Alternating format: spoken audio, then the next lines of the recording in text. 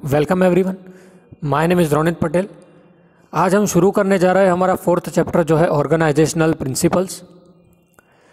तो हमारा first topic है इस चैप्टर के अंदर कि लिस्ट ऑफ ऑर्गेनाइजेशनल प्रिंसिपल्स में डिवीजन ऑफ लेबर। अब डिवीजन ऑफ लेबर का टॉपिक है ना, हमने पिछली बार भी देखा था कि डिवीजन ऑफ लेबर क्या होता है, डिवीजन ऑफ वर्क क्या होता है।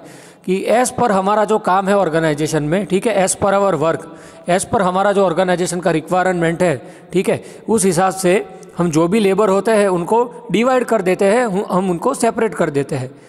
तो डिवीज़न ऑफ लेबर का पहले तो एक डेफिनेशन देख लेते हैं कि division of labour is a process of dividing the responsibilities within the organisation in order to achieve the daily, weekly and monthly target as designed by the organization or as referred by the organization। ठीक है, कि division of labour क्या है कि हम सभी labours को कुछ रिस्पॉन्सिबिलिटी देते हैं किसी फील्ड में या किसी एरिया में, ताकि हमारा जो ऑर्गेनाइजेशन का जो गोल है, जो हमारा टारगेट है, वो डेली बेसिस पे, वीकली बेसिस पे या मंथली बेसिस पे हम अचीव कर सके। ठीक है, तो ये होता है डिवीज़न ऑफ लेबर।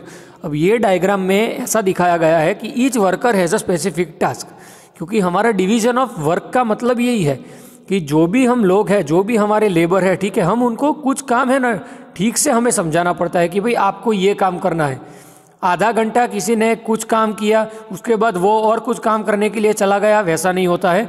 अगर नीचे के तस्वीर में जैसे दिखाया गया है कि इंस्पेक्शन वाला इंस्पेक्शन का काम करता है, पेंटिंग वाला पेंटिंग का काम करता है, शिपिंग वाला शिपिंग का काम करता है, ठीक है, तो उस हिसाब से होता है कि जिसको जो काम दिया गया हो ना, वही काम उसको करना पड़ता है।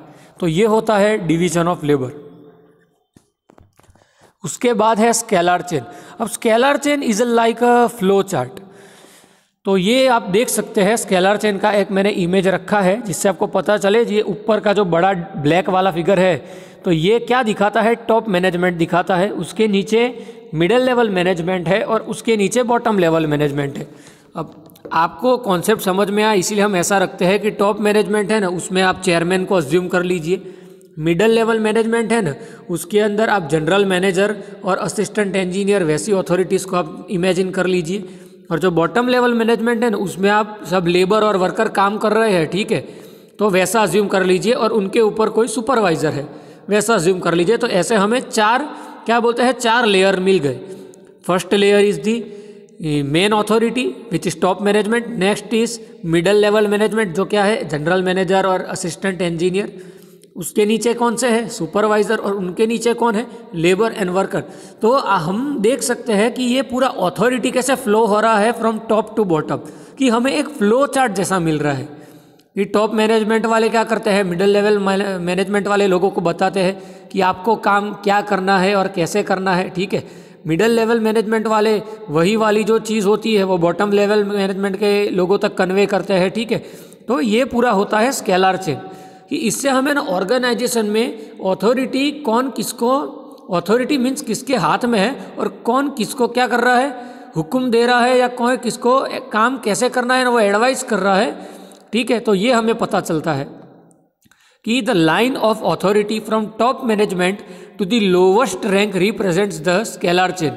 Communication should follow this chain, क्योंकि सीधी सी बात है कि जैसा टॉप मैनेजमेंट ने बोला होगा मिडिल मैनेजमेंट को, और मिडिल मैनेजमेंट जो कहेगा बॉटम मैनेजमेंट को, उसी तरीके से काम करना पड़ता है।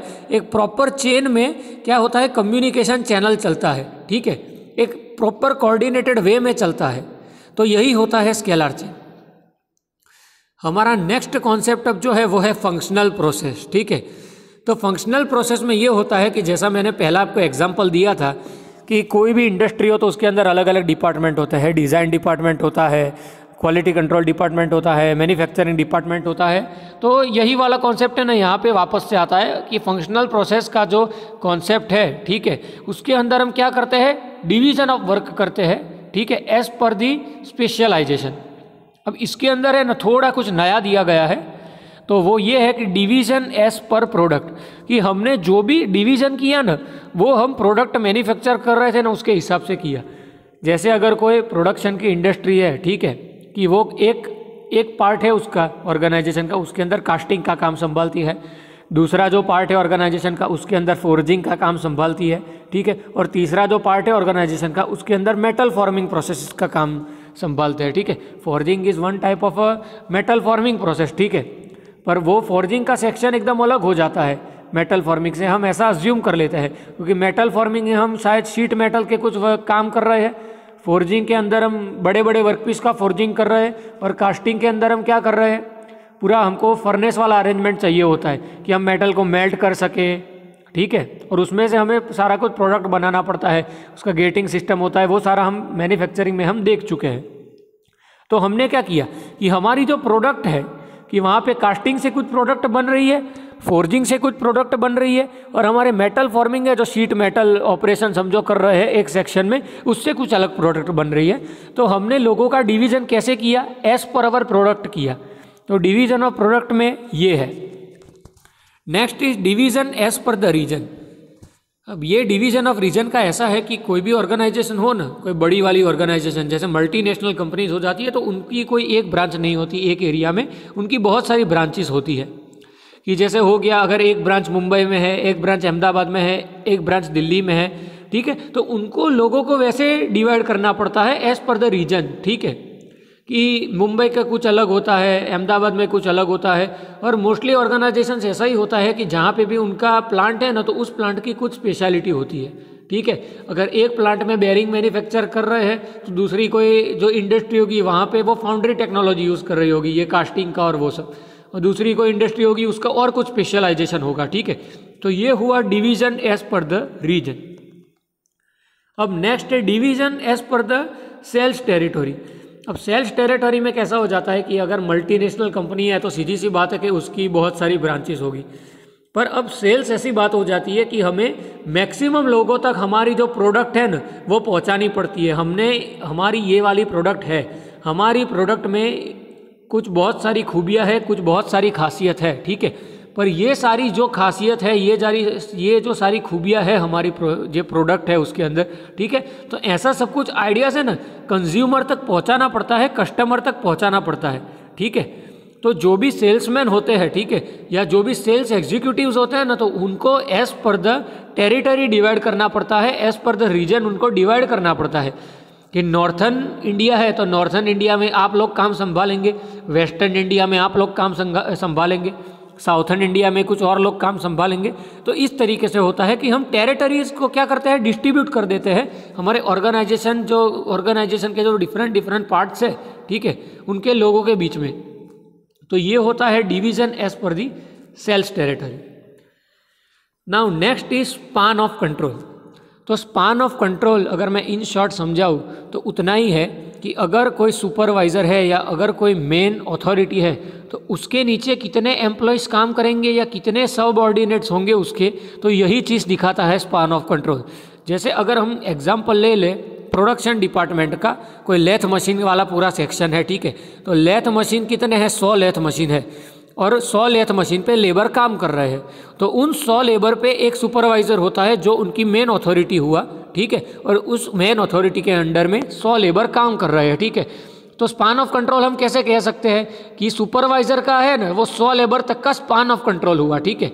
अब उसको लेथ मशीन वाला सेक्शन दिया ना, तो वो लेथ मशीन वाला सेक्शन ही संभाल सकता है, फिर वो उसके बाजू में मिलिंग मशीन वाला सेक्शन वो नहीं संभाल सकता, क्योंकि वो है ना उसके स्पान ऑफ कंट्रोल के अंडर में नहीं आता, ठीक है, वो उसका रिस्पॉन्सिबिलिटी नहीं है, उसका अथॉरिटी वहाँ तक जा नहीं सकता, ठीक है। तो ये होता है concept of span of control. अब उसमें भी दो टाइप आते हैं कि वाइड स्पान ऑफ कंट्रोल और नैरो स्पान ऑफ कंट्रोल, कि उन दोनों के कुछ एडवांटेजेस और डिसएडवांटेजेस हैं। तो मैं आपको जूम करके बताता हूँ कि फर्स्ट एडवांटेज है वाइड स्पान ऑफ कंट्रोल का कि क्विक डिसीजन मेकिंग, कि डिसीजन मेकिंग फटाफट होता है, ठीक है। बाद में डेवलपमेंट ऑफ लोअर लेवल, अब सीधी सी बात हो जाती है कि वाइड स्पान ऑफ कंट्रोल होता है तो उसमें है ना थोड़ी छूट छाट देनी पड़ती है। छूट छाट इसीलिए देनी पड़ती है क्योंकि जो मेन अथॉरिटी होता है ना वो हर एक छोटी चीज़ पे है ना ध्यान नहीं रख सकता, ठीक है।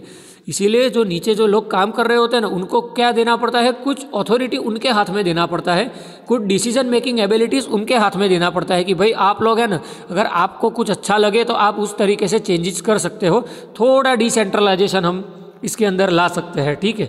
तो ये वाला है ना इसके अंदर एडवांटेजेस में ये सारा कुछ आता है। और डिसएडवांटेजेस में क्या है कि मैनेजर अंडर प्रेशर रहता है, सीधी सी बात है, क्योंकि थोड़ी छूट छाट देनी पड़ती है, पर उस वजह से कभी कभी डिसएडवांटेज ये हो जाता है कि जो काम जैसे होना चाहिए ना वैसे हो नहीं पाता, ठीक है। बाद में टेक्नोलॉजिकल फैक्टर्स बिकम हर्डल। अब ये टेक्नोलॉजिकल फैक्टर वाला जो प्रॉब्लम है ना, ये बड़ी बड़ी इंडस्ट्री के अंदर होता है, ठीक है। छोटी वाली इंडस्ट्री में टेक्नोलॉजिकल फैक्टर कभी प्रॉब्लम नहीं करते।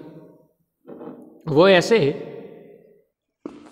कि अगर कोई लेबर है जो CNC मशीन पे काम कर रहा है, ठीक है, तो उसका कोई सुपरवाइज़र हुआ, तो अब एक मशीन तो होता नहीं है, बहुत सारे मशीन्स होते हैं, ठीक है। CNC भी अगर कोई एक सेक्शन रखा गया तो CNC लेथ का सेक्शन अलग होता है, मिलिंग मशीन का पूरा सेक्शन अलग होता है, उसी तरीके से होता है इंडस्ट्री में, तो वो पूरा सेक्शन अलग हो जाता है, ठीक है। अब सुपरवाइज़र रखा है, अब वो लेबर कुछ CNC मशीन पे काम कर रहा है, ठीक है, तो सुपरवाइज़र को है ना बहुत हार्ड पड़ेगा उसको एनालाइज करना, वो क्या काम कर रहा है ना उस पर ध्यान रखना।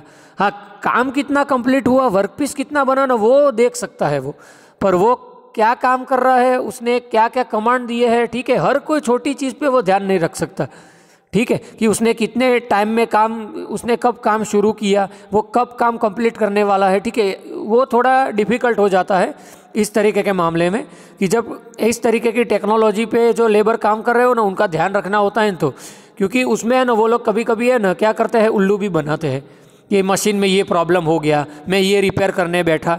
तो हम ये वाला एग्जाम्पल है ना इसके अंदर रख सकते हैं कि टेक्नोलॉजिकल फैक्टर्स बिकम हर्डल, ठीक है।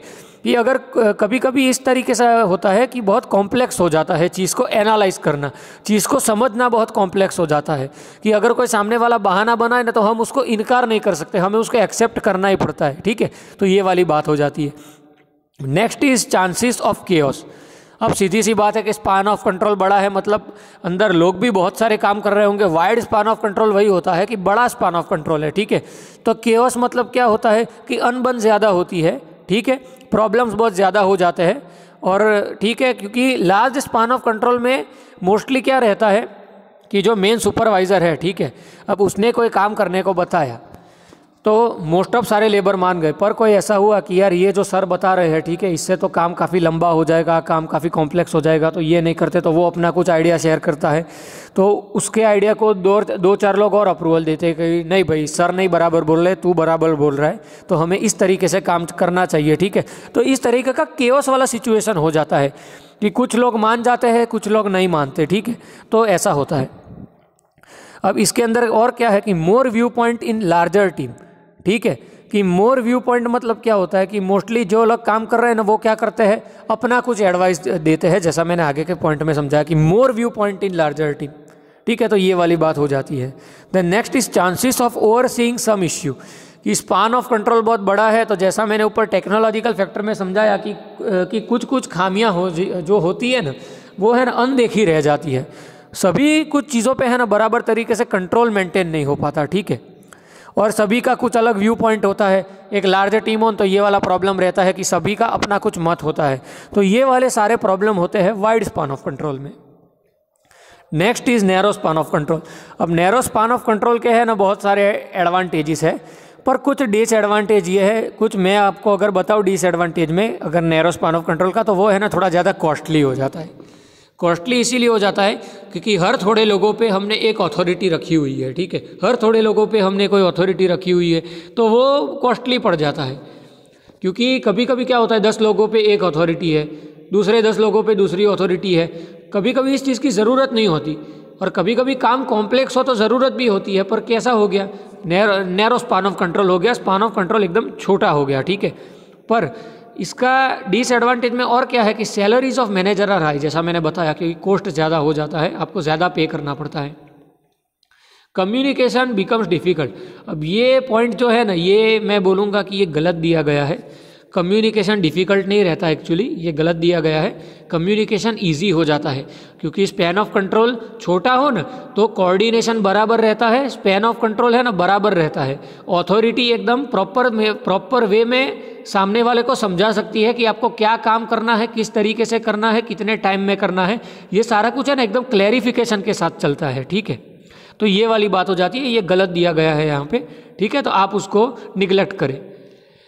नेक्स्ट इसके एडवांटेजेस अब देखते हैं तो क्या है कि पर्सनल कांटेक्ट टू एम्प्लॉयज़ की जैसा मैंने आगे बताया कि बराबर कम्युनिकेशन चैनल रहता है, ठीक है। अब प्रोज में ये दिया गया है, कॉन्स में ये दिया गया है, मतलब वो वाला पॉइंट गलत हो जाता है, सीधी सी बात है कि communication become difficult, communication becomes easy, okay, it is not difficult, it becomes more easy.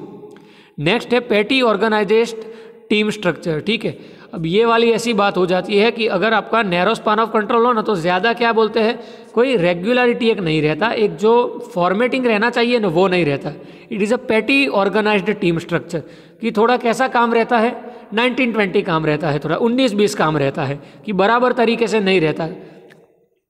Next is benefit of specialisation. अब सीधी सी बात है कि नैरो स्पान ऑफ कंट्रोल आप रख रहे हो तो वो कैसी ऑर्गेनाइजेशन में होगा, फंक्शनल ऑर्गेनाइजेशन में है ना, वह उसी ऑर्गेनाइजेशन में नैरो स्पान ऑफ कंट्रोल होगा।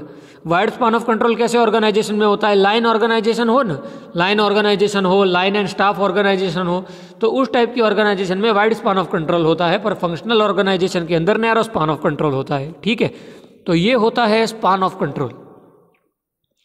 अब हमारा नेक्स्ट टॉपिक है डेलीगेशन ऑफ अथॉरिटी, ठीक है, कि अथॉरिटी किसके हाथ में है, किसके हाथ में कितनी अथॉरिटी है, क्योंकि अथॉरिटी की भी कुछ लिमिट होती है कि टॉप मैनेजमेंट वाले जो है वो मिडल मैनेजमेंट वालों को ही समझा सकते हैं, वो डायरेक्टली बॉटम लेवल मैनेजमेंट वालों को ऑर्डर नहीं दे सकते, वरना बहुत केओस क्रिएट हो जाता है, बहुत कन्फ्यूजन क्रिएट हो जाता है, ठीक है। तो हर एक के हाथ में है ना कुछ फिक्स्ड अथॉरिटी होती है। तो यही कॉन्सेप्ट आता है इस डेलीगेशन ऑफ अथॉरिटी में कि जैसा दिया गया है कि ऑपरेशन मैनेजर है, सबसे ऊपर टॉप मैनेजमेंट में जनरल मैनेजर दिया गया है, थर्ड में मेंटेनेंस मैनेजर है, फोर्थ में प्लानर एंड सुपरवाइजर है। तो ये पूरा क्या हुआ, ये एक स्केलर चेन बन गया कि किसके हाथ में कितनी अथॉरिटी है, ठीक है। क्योंकि अगर वो अपने अथॉरिटी से बाहर जाके काम करेगा ना तो कम्युनिकेशन चैनल पूरा ब्रेक हो जाएगा, काम में कन्फ्यूजन हो जाता है, ठीक है। क्योंकि टॉप लेवल मैनेजमेंट वालों ने कुछ और करने को बोला, मिडिल लेवल मैनेजमेंट वालों ने कुछ और करने को बोला, अब बॉटम लेवल मैनेजमेंट वाले बाद में कंफ्यूज हो जाते हैं कि भाई बात माने तो माने किसकी, क्योंकि अथॉरिटी तो दोनों है, टॉप लेवल मैनेजमेंट वाले भी अथॉरिटी हुए, मिडिल लेवल मैनेजमेंट वाले भी अथॉरिटी हुए, ठीक है। तो उनको कन्फ्यूजन हो जाता है कि भाई दोनों भी हमारे ऊपर की अथॉरिटी है तो किसकी बात माने। तो कम्युनिकेशन चैनल क्या हुआ, पूरा ब्रेक हो गया, ठीक है, एक कन्फ्यूजन क्रिएट हो गया। एक कन्फ्यूज्ड इन्वायरमेंट में है ना स्मूथली काम नहीं हो सकता, एक सीधी सी बात है। आउटपुट रुक जाता है, और आउटपुट अगर रुक नहीं जाता ना तो आउटपुट बहुत स्लो हो जाता है अगर इस तरह का कम्युनिकेशन चैनल हो ना। इसीलिए प्रॉपर डेलीगेशन ऑफ अथॉरिटी किसी भी ऑर्गेनाइजेशन के अंदर होना बहुत ज़रूरी है, ठीक है। तो ये था डेलीगेशन ऑफ अथॉरिटी। अब हम नेक्स्ट देखते हैं, our next topic is centralisation और डिसेंट्रलाइजेशन। अब सेंट्रलाइजेशन और डिसेंट्रलाइजेशन है ना, मैं आपको पहले ही समझा चुका हूँ ऊपर से कि क्या होता है, तो हम थोड़ा है ना डिटेल में देख लेते हैं कि इसका है ना डिफरेंस बिटवीन दिया गया है कि centralisation is more appropriate in stable environmental condition. अब सेंट्रलाइजेशन हम वही अप्लाई कर सकते हैं जहाँ पे एनवायरनमेंट स्टेबल हो। अब हम इसके अंदर किसका एग्जांपल ले सकते हैं, हम लाइन ऑर्गेनाइजेशन का एग्जांपल ले सकते हैं कि it is the best example of centralised authority, ठीक है। उसका नेक्स्ट पॉइंट ये है कि if the lower level managers are not very competent और experienced enough to take decisions, organisation tends to prefer centralisation. कि अगर नीचे जो भी लोग काम कर रहे हैं, ठीक है, टॉप मैनेजमेंट के नीचे मिडिल लेवल मैनेजमेंट और बॉटम लेवल मैनेजमेंट में जो भी लोग काम कर रहे हैं, अगर वो ज़्यादा एक्सपीरियंस नहीं है, उनके पास ज़्यादा स्किल नहीं है, ठीक है, उनको ज़्यादा नॉलेज नहीं है, तो सेंट्रलाइज्ड अथॉरिटी है ना एडवांटेजियस हो जाता है ऐसे ऑर्गेनाइजेशन में।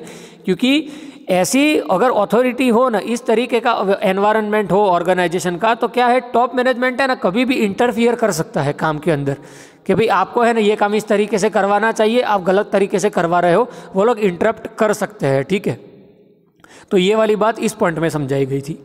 नेक्स्ट पॉइंट है, if the lower level managers are not particularly interested in having their says in the decision making, it is better to follow centralisation. कि मैंने सेंट्रलाइजेशन में पहले ही आपको समझाया था कि इसके अंदर जो भी मिडिल लेवल मैनेजमेंट और बॉटम लेवल मैनेजमेंट के जो भी इंसान होते हैं ना, जो भी लोग होते हैं, तो वो है ना अपना आइडिया शेयर नहीं कर सकते, ठीक है, ये एक रिस्ट्रिक्शन होता है। और अगर है ना कुछ ऐसे भी होते हैं कि उनको अपना डिसीजन मेकिंग करना है ना पसंद ही नहीं होता, उनको अपना कुछ आइडिया शेयर करना पसंद ही नहीं होता, उनको जो काम चल रहा होता है ना वैसे उसी तरीके से उनको काम करना पसंद होता है, ठीक है। उनको क्या नहीं पसंद होता, कुछ नया डेवलपमेंट पसंद नहीं होता, और उनको क्या है कुछ नया, अगर तरीका कुछ नया हम करें, ठीक है, ऑर्गेनाइजेशन के अंदर कुछ हमारा वे ऑफ वर्किंग चेंज करें ना, तो ये उनको पसंद नहीं पड़ता। तो अगर ऐसा एनवायरनमेंट है हमारे ऑर्गेनाइजेशन का कि जहाँ पे फ्लेक्सिबिलिटी नहीं है, तो सेंट्रलाइजेशन अच्छा है। Next is centralisation is needed if the decisions to be takes are significant ones, कि जहाँ पे है ना बहुत हार्ड डिसीजन लेने पड़ते हैं, जहाँ पे बहुत क्या बोलते हैं एकदम मेजर डिसीजन लेने पड़ते हैं, कि उसके अंदर है ना हम दूसरे मैनेजमेंट जो मिडिल लेवल और बॉटम लेवल मैनेजमेंट के लोग हैं ना, उनके हाथ में हम डिसीजन नहीं रख सकते, वरना प्रॉब्लम हो जाती है। तो इस तरह का जो एक कॉम्प्लिकेटेड सिचुएशन होता है, जो कॉम्प्लिकेटेड एनवायरनमेंट होता है ना ऑर्गेनाइजेशन में, तो वैसी ऑर्गेनाइजेशन में हम सेंट्रलाइजेशन का जो कॉन्सेप्ट है वो हम यूज़ कर सकते हैं। ठीक है, नेक्स्ट है if the organisation faces a risk और threat it relies more on centralised policies. ठीक है, क्योंकि सीधी सी बात है, अगर पहले हमने थोड़ा जो लेबर होते हैं, जो वर्कर होते हैं, जो हमारे मिडिल और बॉटम लेवल मैनेजमेंट के जो लोग होते हैं, उनको थोड़ी छूट छाट दे दी कि भाई आपको जैसा लगे ना वैसा आप चेंजेस कर सकते हो। पर अब प्रॉब्लम क्या हो जाता है कि वो लोग जो काम है ना वो ठीक तरीके से नहीं कर पाते, वो एक प्रॉपर शेड्यूल में काम नहीं कर पाते, और इसकी वजह से फाइनली क्या होता है, ऑर्गेनाइजेशन को लॉस हो जाता है। ठीक है, तो ऐसे इन्वायरमेंट में अब क्या होता है कि उनको थोड़ा स्ट्रिक्ट होना पड़ता है। तो टॉप लेवल मैनेजमेंट वाले जो होते हैं ना वो थोड़े स्ट्रिक्ट हो जाते हैं, तो बाद में वो क्या करते हैं, वो जो सारी अथॉरिटी होती है ना वो अपने हाथ में वापस ले लेते हैं। ठीक है, तो ये फिर से सेंट्रलाइजेशन हो गया। तो सेंट्रलाइजेशन में यही होता है कि ऐसे एनवायरनमेंट पे अगर काबू रखना हो ना तो सेंट्रलाइजेशन इज़ मस्ट, उसमें फिर डिसेंट्रलाइजेशन नहीं चलता है। Okay, next is to run a big organisation effectively centralisation is required. अगर बहुत बड़ी ऑर्गेनाइजेशन है, जैसे एमएनसी ऑर्गेनाइजेशन हो गई बराबर, जिसका वर्ल्ड लेवल पे बिजनेस है, अगर जिसका नेशनल लेवल पे बिजनेस है, तो वैसी ऑर्गेनाइजेशन में ना सेंट्रलाइजेशन ही चलता है, उसके अंदर हम डिसेंट्रलाइजेशन अलाउड नहीं कर सकते। ठीक है, हमारी जीआईडीसी की कोई छोटी सी इंडस्ट्री होती है ना, तो उसके अंदर डिसेंट्रलाइजेशन चलता है, उसमें उतना प्रॉब्लम नहीं आता। ठीक है, क्योंकि वहाँ पे लेआउट है ना बहुत छोटा सा होता है, इसीलिए है ना सब लोग है ना काम पे ध्यान बराबर तरीके से रख सकते हैं। ठीक है, पर सेंट्रलाइजेशन इसीलिए ही हम अपनाते हैं कि वो बड़ी ऑर्गेनाइजेशंस के लिए होता है। Okay, next is it depends largely on the mindset of people. If the managers believe in having a tight control over happenings in an organisation the practice of centralisation will prevail. अब इस point में ये बताया गया है कि ये लोगों के माइंडसेट पे डिपेंड करता है, जो भी टॉप लेवल मैनेजमेंट पे या जो भी मैनेजर्स हो गए, जो चेयरमैन हो गया, ये उसकी मेंटालिटी पे डिपेंड करता है कि डिसेंट्रलाइजेशन रखना है या सेंट्रलाइजेशन रखना है। क्योंकि अगर उसको टाइट अथॉरिटी चाहिए ना, टाइट कंट्रोल चाहिए ना एकदम, तो वो सेंट्रलाइजेशन को चूज़ करेगा। अगर वो कुछ क्या बोलते हैं, वो थोड़ी छूट छाट देना चाहता है, तो वो डिसेंट्रलाइजेशन को चूज़ करेगा। पर मोस्टली तो सेंट्रलाइजेशन ही चलता है। ठीक है, डिसेंट्रलाइजेशन बहुत कम जगह पे चलता है। बहुत कम ऑर्गेनाइजेशंस होती है जो डिसेंट्रलाइजेशन को अप्रूव करती है। ये मैं प्रैक्टिकली बता रहा हूँ, ये मैं अंदर लिखी हुई बात नहीं बता रहा। डिसेंट्रलाइजेशन बहुत कम ऑर्गेनाइजेशंस होती है जो अप्रूव करती है, क्योंकि डिसेंट्रलाइजेशन में मोस्टली ऐसा हो जाता है कि जब सामने वाले के हाथ में कुछ काम रखते हैं ना, तो वो काम ठीक तरीके से नहीं कर पाता और मोस्टली काम बिगड़ता है, और जो आउटपुट होता है ना वो इतनी खराब तरीके से वो आउटपुट देता है ना कि ऑर्गेनाइजेशन का नाम भी खराब होता है। ठीक है, तो ये वाला प्रॉब्लम रहता है डिसेंट्रलाइजेशन के अंदर। अब मैंने आपको ये जो सारा कुछ सेंट्रलाइजेशन का समझाया ना, वो आप पूरा ऑपोजिट डिसेंट्रलाइजेशन में कंसीडर कर सकते हैं कि if the environment is complex and uncertain the organisation requires a great amount of decentralisation. मतलब पूरा कन्फ्यूजन वाला एनवायरनमेंट हो, पूरा केओटिक एनवायरनमेंट हो, तो डिसेंट्रलाइजेशन लेना चाहिए। ये लोग है ना ऐसी वाली बात बता रहे हैं। पर ये कैसा हो गया कि अगर डिज़ाइन डिपार्टमेंट वाले डिज़ाइनिंग का काम कर रहे हैं, प्रोडक्शन डिपार्टमेंट वाले प्रोडक्शन का काम कर रहे हैं, तो ऐसे जगह पे हम डिसेंट्रलाइजेशन ले सकते हैं। क्योंकि क्या हो गया कि उनका स्पेशलाइजेशन है, तो मतलब they are capable of making their own decision. ठीक है, अब इसके अंदर ऊपर बैठी हुई जो अथॉरिटी है ना, वो सब कुछ सारा कुछ काम जो है वो संभाल नहीं सकती, वो सारा कुछ ध्यान नहीं दे सकती। ठीक है, क्योंकि चेयरमैन को सब कुछ थोड़ी पता होता है कि उसको डिज़ाइनिंग कैसे करनी है, प्रोडक्शन भी कैसे करना है, इंस्पेक्शन भी कैसे करना है, वो सारा कुछ थोड़ी उसको नॉलेज होता है। ठीक है, तो डिसेंट्रलाइजेशन हम कुछ इस तरीके की ऑर्गेनाइजेशन हो कि फंक्शनल ऑर्गेनाइजेशन हो। मैं पर्टिकुलरली बोलूँगा कि जो फंक्शनल ऑर्गेनाइजेशन हो ना, उसके अंदर हम डिसेंट्रलाइजेशन का जो कॉन्सेप्ट है ना वो अप्लाई कर सकते हैं। ठीक है, उसके बाद इसमें कहा है कि if the lower level management are competent enough to make the decision organisation will benefit from decentralisation. इसका मतलब ये कहा गया है कि जो भी नीचे लोग काम कर रहे हैं, मिडिल लेवल मैनेजमेंट और बॉटम लेवल मैनेजमेंट में, अगर वो अच्छी तरीके से काम कर रहे हैं, अगर वो ईमानदारी से काम कर रहे हैं, अगर उनका माइंडसेट ऐसा है कि हम ऑर्गेनाइजेशन को बेनिफिट करवाएं, ठीक है। अगर वो ऑर्गेनाइजेशन के लिए कुछ अच्छा करते हैं, कुछ बेनिफिट करते हैं, तो इसी टाइप के इन्वायरमेंट में हम डिसेंट्रलाइजेशन अप्लाई कर सकते हैं। Next is if the lower level managers are keen in taking part in the decision making process, it is advisable to apply for the decentralised pattern. ठीक है, कि अगर सभी लोग जो है ना ऑर्गेनाइजेशन के वो डिसीजन मेकिंग में पार्ट लेते हैं, ठीक है, मैं मनमानी चलाने की बात नहीं कर रहा हूँ, डिसीजन मेकिंग की बात कर रहा हूँ। दोनों चीज़ों को आप है ना एक जैसी मत लेना, दोनों कॉन्सेप्ट अलग अलग है। डिसीजन मेकिंग में लोग आइडियाज शेयर करते हैं, मनमानी में क्या होता है कि वो लोग है ना फिक्स यही कह देते हैं कि भाई ये काम है ना इसी तरीके से होगा, इसके अलावा और कोई तरीका हम यूज़ कर ही नहीं सकते, तो ये वाली बात हो जाती है। ठीक है, तो ये होता है डिसेंट्रलाइजेशन में। अब नेक्स्ट है कि for relatively minor decision organisations में रिसोर्ट टू डिसेंट्रलाइजेशन। इसमें ऐसा कहा गया है कि छोटे छोटे जो ऑर्गेनाइजेशन में डिसीजंस है ना, तो उसका थोड़ा जो फ्लेक्सिबिलिटी होता है ना, वो लेबर और वर्कर को और मिडिल लेवल मैनेजमेंट और बॉटम लेवल मैनेजमेंट के लोगों को हमें देना चाहिए कि वो छोटे छोटे डिसीजंस तो अपने आप ले सके, उनको हर एक छोटे डिसीजन के लिए अपने अथॉरिटी के पास ना जाना पड़े, क्योंकि उसमें टाइम भी बिगड़ता है बहुत। ठीक है, नेक्स्ट है for centralisation to be effectively practice the organisational culture must be open and trusting. ये थोड़ा गलत लिखा है, सेंट्रलाइजेशन नहीं डिसेंट्रलाइजेशन आएगा यहाँ पे। ओके, अब इसमें ये वाली बात कही गई है कि जो ऑर्गेनाइजेशन का जो कल्चर है ना, उसको थोड़ा भरोसा होना चाहिए लेबर पे। अब भरोसा तभी बन सकता है कि जब जो भी वहाँ पे लोग काम कर रहे हैं ना, वो बहुत टाइम से काम कर रहे हो। ठीक है, अगर वो बहुत टाइम से काम कर रहे हो और ऑर्गेनाइजेशन उनको बराबर रिम्यूनरेशन दे रहा हो, ठीक है, उनको बराबर अपने जो लोग हैं उनका केयर कर रहा हो, तो इसी टाइप की सिचुएशन में है ना एक क्या बोलते हैं, एक भरोसा बिल्ड होता है, एक यूनिटी बिल्ड होती है। ठीक है, तो इसी टाइप के ऑर्गेनाइजेशन के अंदर हम डिसेंट्रलाइजेशन का कॉन्सेप्ट जो है वो अप्लाई करना चाहिए। तो आपको है ना अब समझ में आ गया होगा थोड़ा कि सेंट्रलाइजेशन क्या होता है और डिसेंट्रलाइजेशन क्या होता है। सभी पॉइंट में है ना थोड़ा एक जैसा ही लिखा गया है, और मैं ये चीज़ आपको पहले भी समझा चुका था कि ये दोनों क्या है, और मैंने आपको अब पूरा डिटेल में समझा दिया कि सेंट्रलाइजेशन क्या होता है, डिसेंट्रलाइजेशन क्या होता है।